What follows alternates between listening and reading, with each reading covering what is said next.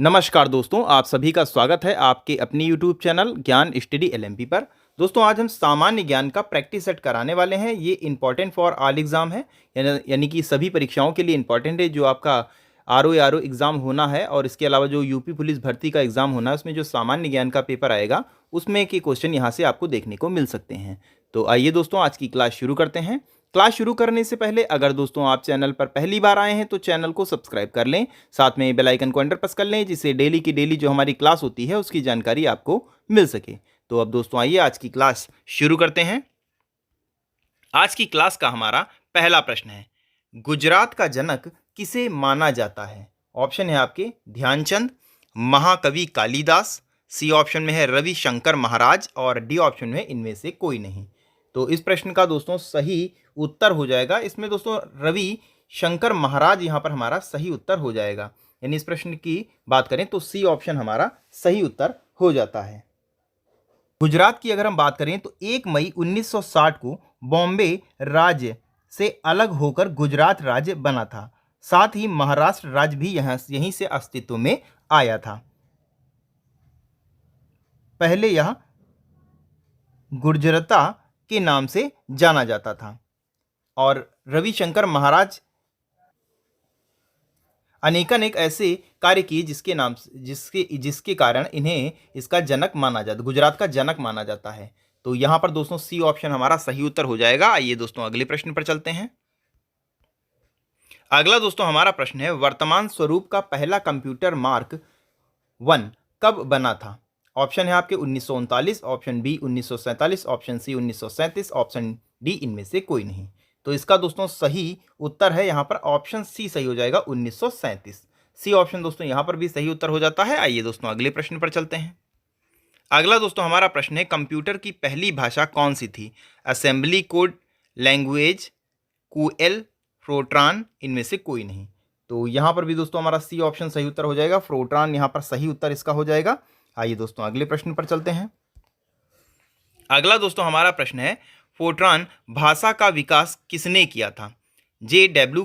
वेकस, Charles Murray, von ल्यूकमैन और D option में है इनमें से कोई नहीं। तो इसका दोस्तों सही उत्तर हो जाएगा, यहाँ पर हमारा सही उत्तर हो जाएगा ऑप्शन ए। दोस्तों यहाँ पर हमारा सही हो जाएगा J.W. वेकस, यहाँ पर हमारा सही उत्तर हो जाता है।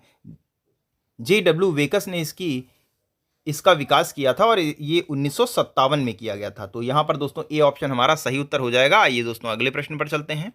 अगला दोस्तों हमारा प्रश्न है, कौन से दो देशों को मैकमोहन रेखा विभक्त करती है? ऑप्शन है आपके भारत और चीन, चीन और अफगानिस्तान, सी ऑप्शन में है पाकिस्तान और भारत और डी ऑप्शन में पाकिस्तान और अफगानिस्तान। तो मैकमोहन रेखा विभक्त करती है भारत और चीन को। तो यहाँ पर दोस्तों ए ऑप्शन हमारा सही उत्तर हो जाएगा, भारत और चीन यहाँ पर हमारा सही उत्तर हो जाता है। यहाँ पर आप देख सकते हैं इसके बारे में हमने लिखा है, भारत और चीन के बीच की मैकमोहन रेखा चीन के तिब्बत स्वायत्त क्षेत्र और भारत के अरुणाचल प्रदेश राज्य से होकर गुजरती है। तो यहाँ पर दोस्तों इस प्रश्न का हमारा ए ऑप्शन दोस्तों इस प्रश्न का सही उत्तर हो जाता है। अगले प्रश्न को अब हम देखेंगे। यहाँ पर अगला दोस्तों हमारा प्रश्न है, राष्ट्रीय अंतरिम सरकार में रियासतों का विभाग किसे दिया गया था? V.W. मेमन, बी ऑप्शन में सरदार पटेल और सी ऑप्शन में कृष्णा शाही और डी ऑप्शन में है सी राजगोपालाचारी। तो इसका दोस्तों सही उत्तर है ऑप्शन बी, यहाँ पर सही हो जाएगा सरदार वल्लभ भाई पटेल। तो यहाँ पर हमारा बी ऑप्शन दोस्तों इस प्रश्न का सही उत्तर हो जाएगा। आइए आगे चलते हैं। अगला दोस्तों हमारा प्रश्न है, आधुनिक कंप्यूटर की खोज सर्वप्रथम कब हुई थी? 1946, 1948, 1960 और डी ऑप्शन में है इनमें से कोई नहीं। तो इसका दोस्तों सही उत्तर है ऑप्शन ए, यहाँ पर हमारा 1946 सही उत्तर हो जाएगा। दुनिया का सबसे पहला सांख्यिकी या डिजिटल कंप्यूटर अमेरिका के पेंसिल्वेनिया यूनिवर्सिटी में सन 1946 में बनाया गया था। तो यहाँ पर दोस्तों ए ऑप्शन हमारा सही उत्तर हो जाता है। आइए दोस्तों अगले प्रश्न पर चलते हैं। अगला दोस्तों हमारा प्रश्न है, भारत में नई कंप्यूटर नीति की घोषणा कब की गई थी? 1984, 1985, 1975 और डी ऑप्शन में है इनमें से कोई नहीं। तो इस प्रश्न का दोस्तों सही उत्तर हो जाएगा 1984, यहाँ पर सही उत्तर हो जाएगा। तो ए ऑप्शन दोस्तों यहाँ पर हमारा सही उत्तर हो जाता है। आइए दोस्तों अगले प्रश्न पर चलते हैं। अगला दोस्तों हमारा प्रश्न है, किस संगठन और रक्षा मंत्रालय ने upgraded super rapid gun mount और संबंधित उपकरणों के लिए लगभग 3000 करोड़ का अनुबंध किया है? ऑप्शन है आपके DRDO, बी ऑप्शन में भेल, सी ऑप्शन में है L&T, बी और डी ऑप्शन में है BEL। तो इसका दोस्तों सही उत्तर भेल हो जाएगा। तो यहाँ पर हमारा बी ऑप्शन दोस्तों इस प्रश्न का सही उत्तर हो जाएगा। इसके बारे में भी कुछ यहाँ पर लिखा हुआ है, आप देख सकते हैं। रक्षा मंत्रालय ने खरीद के तहत भारतीय नौसेना के लिए 16 upgraded super rapid gun mount SRGM के साथ संबंधित उपकरण सामान की खरीद के लिए 28 नवंबर 2023 को Messrs Bharat heavy electronic limited यानी कि भेल द्वारा हरिद्वार के साथ एक अनुबंध पर हस्ताक्षर किए। इसकी कुल लागत 29,956.89 करोड़ रुपए की है। तो यहाँ पर दोस्तों इस प्रश्न का हमारा भेल यानी बी ऑप्शन दोस्तों सही उत्तर हो जाता है। आइए दोस्तों अगले प्रश्न को अब हम देखते हैं। तो अगला दोस्तों हमारा 10 नंबर का प्रश्न आ जाता है। भारत में सिलिकॉन वैली किसे कहा जाता है? ऑप्शन है आपके कानपुर, चेन्नई, बैंगलोर और डी ऑप्शन में है और इनमें से कोई नहीं। तो यहाँ पर दोस्तों सी ऑप्शन हमारा बैंगलोर सही उत्तर हो जाएगा। सी ऑप्शन दोस्तों इस प्रश्न का सही उत्तर हो जाता है। बैंगलोर को अंतर्राष्ट्रीय IT कंपनी का घर होने की वजह से इसे भारत का सिलिकॉन वैली कहा जाता है। तो यहाँ पर दोस्तों सी ऑप्शन हमारा सही उत्तर हो जाएगा। अगला दोस्तों प्रश्न है, खिलाड़ियों के लिए पेंशन योजना का उद्घाटन कब हुआ था? 1998, 1994, 1999 और डी ऑप्शन में है इनमें से कोई नहीं। तो 1994 में हुआ था। तो यहाँ पर हमारा बी ऑप्शन दोस्तों सही उत्तर हो जाता है। खिलाड़ियों के लिए पेंशन योजना का उद्घाटन 1994 में हुआ था। तो यहाँ पर 1994 में एक मिड डे मील योजना शुरू हुई थी। इसके अलावा तो यहाँ पर हमारा बी ऑप्शन सही उत्तर हो जाएगा। अगला दोस्तों प्रश्न है, मौलाना अबुल कलाम आज़ाद ट्रॉफी कब शुरू हुई थी? 1985-86, 1965-66, 1956-57। डी ऑप्शन है इनमें से कोई नहीं। तो इसका दोस्तों सही उत्तर हो जाएगा 1956-57। तो यहाँ पर सी ऑप्शन दोस्तों इस प्रश्न का सही उत्तर हो जाता है। आइए दोस्तों अगले प्रश्न पर चलते हैं। अगला दोस्तों हमारा प्रश्न है, सुल्तानपुर पक्षी अभ्यारण्य किस राज्य में है? राजस्थान, गुजरात, उत्तर प्रदेश, हरियाणा। तो इसका दोस्तों सही उत्तर हो जाएगा, इस प्रश्न का दोस्तों हरियाणा सही उत्तर हो जाएगा। यानी डी ऑप्शन दोस्तों इस प्रश्न का सही उत्तर हो जाता है। सुल्तान पक्षी अभ्यारण्य हरियाणा राज्य में है। तो यहाँ पर डी ऑप्शन सही उत्तर हो जाता है। अगला दोस्तों अब हमारा प्रश्न आ रहा है, टेनिस की सर्वोच्च संस्था इंटरनेशनल टेनिस फाउंडेशन की स्थापना कब हुई थी? 1913, 1914, 1915 और डी ऑप्शन है इनमें से कोई नहीं। तो टेनिस की सर्वोच्च संस्था इंटरनेशन टेनिस फाउंडेशन की स्थापना 1913 में हुई थी। तो यहाँ पर दोस्तों 1913 यानी ए ऑप्शन दोस्तों इस प्रश्न का हमारा सही उत्तर हो जाता है। ए ऑप्शन दोस्तों यहाँ पर सही उत्तर हो जाएगा। आइए दोस्तों अगले प्रश्न पर चलते हैं। अगला दोस्तों हमारा प्रश्न है, प्रेम वाटिका पुस्तक के लेखक हैं, कौन लेखक है? रविंद्रनाथ, विष्णु शर्मा, रसखान और डी ऑप्शन है इनमें से कोई नहीं। तो इसके दोस्तों प्रेम वाटिका पुस्तक के रसखान लेखक हैं। तो यहाँ पर सी ऑप्शन दोस्तों हमारा सही उत्तर हो जाता है। आइए दोस्तों आगे चलते हैं। अगला दोस्तों हमारा प्रश्न है, इंटरनल इंडिया के लेखक कौन है? इंदिरा गांधी, वेद व्यास, विजय तेंदुलकर और डी ऑप्शन है इनमें से कोई नहीं। तो इसका दोस्तों सही उत्तर है इंदिरा गांधी। दोस्तों यहाँ पर सही उत्तर हो जाएगा। इंटरनल इंडिया के लेखक है इंदिरा गांधी। तो ए ऑप्शन दोस्तों यहाँ पर हमारा सही उत्तर हो जाता है। आइए दोस्तों अगले प्रश्न पर चलते हैं। अगला दोस्तों हमारा प्रश्न है, शाहनामा पुस्तक के लेखक कौन है? बाण भट्ट, अमर सिंह, फिरदौस और डी ऑप्शन है इनमें से कोई नहीं। तो बाण भट्ट के राइटर हैं फिरदौस, यहाँ पर हमारा सही उत्तर हो जाएगा। यानी यहाँ पर हमारा सी ऑप्शन दोस्तों सही उत्तर हो जाता है। सी ऑप्शन दोस्तों इस प्रश्न का सही उत्तर हो जाएगा। आइए आगे चलते हैं। अगला दोस्तों हमारा प्रश्न आ जाता है, 18 नंबर का प्रश्न है, भारत सरकार की सरकरिया आयोग का गठन कब किया गया था? 1981, 1990, 1985, 1983। तो इसका दोस्तों सही उत्तर है, यहाँ पर हमारा सही उत्तर हो जाएगा ऑप्शन डी 1983। दोस्तों यहाँ पर सही उत्तर हो जाता है। डी ऑप्शन दोस्तों इस प्रश्न का सही उत्तर हो जाएगा। अगला दोस्तों हमारा 19 नंबर का प्रश्न आ जाता है।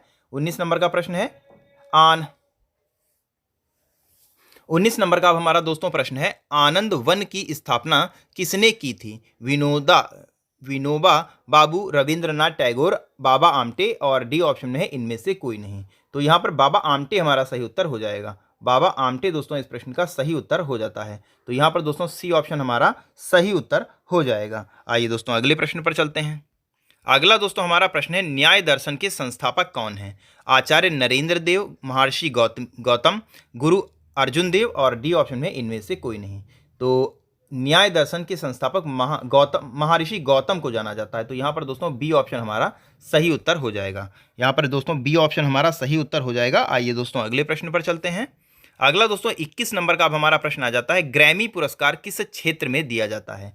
संगीत के क्षेत्र में, साहित्य के क्षेत्र में, विज्ञान के क्षेत्र में और डी ऑप्शन है इनमें से कोई नहीं।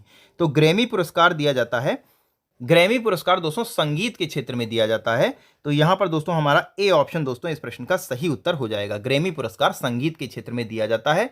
तो ए ऑप्शन दोस्तों यहाँ पर हमारा सही उत्तर हो जाता है। अगला दोस्तों हमारा प्रश्न है, कलिंग पुरस्कार किस क्षेत्र में दिया जाता है? साहित्य के क्षेत्र में, विज्ञान के क्षेत्र में, कला के क्षेत्र में। यहाँ पर दोस्तों गलत लिख गया है, कला के क्षेत्र में होगा और डी ऑप्शन में इनमें से कोई नहीं।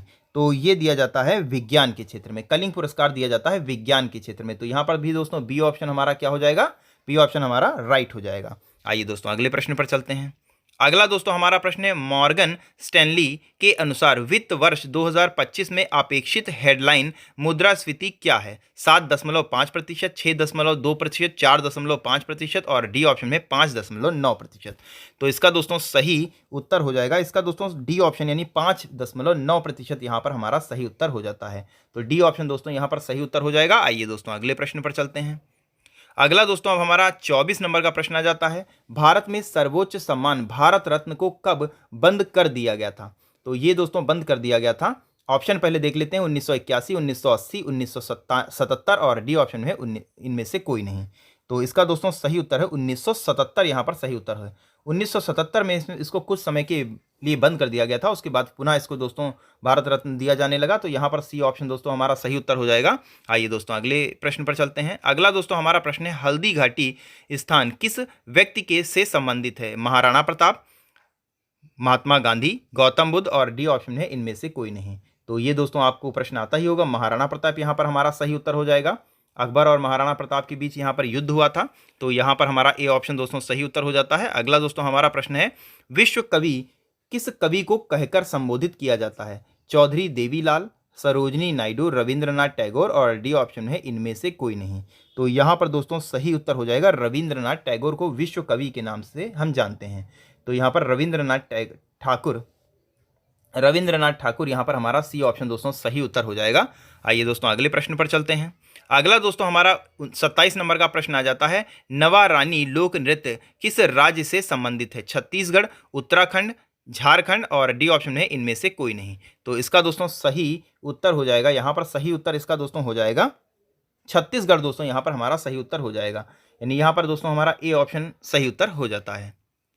अगला दोस्तों हमारा 28 नंबर का प्रश्न आ जाता है। 28 नंबर का हमारा प्रश्न है, कलिअत्तम लोक नृत्य किस राज्य से संबंधित है?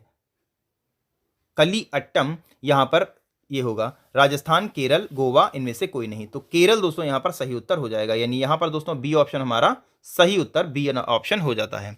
अगला दोस्तों हमारा 29 नंबर का प्रश्न है। अब हम अपने अंतिम पड़ाव पर पहुंच रहे हैं। भारतीय मानव विज्ञान सर्वेक्षण की स्थापना किस वर्ष हुई थी? 1965, 1956, 1945 और डी ऑप्शन में है इनमें से कोई नहीं। तो 29 नंबर का सी ऑप्शन दोस्तों 1945 यहाँ पर सही उत्तर हो जाता है। 1945 यहाँ पर सही उत्तर हो जाएगा, यानी यहाँ पर हमारा सी ऑप्शन दोस्तों राइट हो जाता है।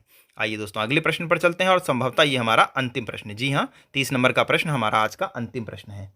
क्या प्रश्न है? विश्व के पहले पोर्टेबल अस्पताल का अनावरण कहाँ किया गया था? गुरुग्राम, रांची, पटना, चंडीगढ़। तो ये दोस्तों किया गया था गुरुग्राम, हरियाणा में। गुरुग्राम जो कि हरियाणा में स्थित है। तो यहाँ पर दोस्तों हमारा ए ऑप्शन सही उत्तर हो जाता है। तो कैसी लगी दोस्तों आज की क्लास, आपको कमेंट करके बताना है। और आज की क्लास में कितने प्रश्न आपके सही हुए ये भी आपको कमेंट करके बताना है। और इसके अलावा दोस्तों अगर आपको आज की क्लास अच्छी लगी हो तो वीडियो को लाइक करें और ज़्यादा से ज़्यादा शेयर करें, ताकि सभी तक कल परसों जो एग्ज़ाम होना है उससे पहले इस क्लास को सभी विद्यार्थी इसको देख सकें। तो फिर और अगर आप चैनल पर पहली बार आए हैं तो चैनल को सब्सक्राइब भी कर लीजिएगा। इसी के साथ दोस्तों फिर आज की क्लास हम समाप्त करेंगे, मिलेंगे नेक्स्ट क्लास में। तब तक के लिए नमस्कार, जय हिंद, जय भारत।